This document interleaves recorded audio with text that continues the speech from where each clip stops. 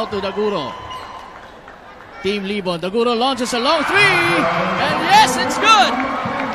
At this early going of this ball game, De La Cruz missing another 3-point attempt.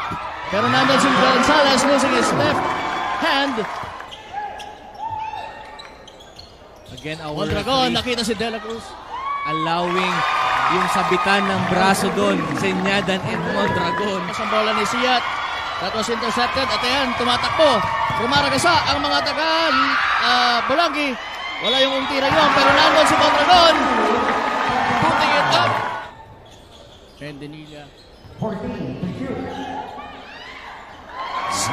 That was Siat.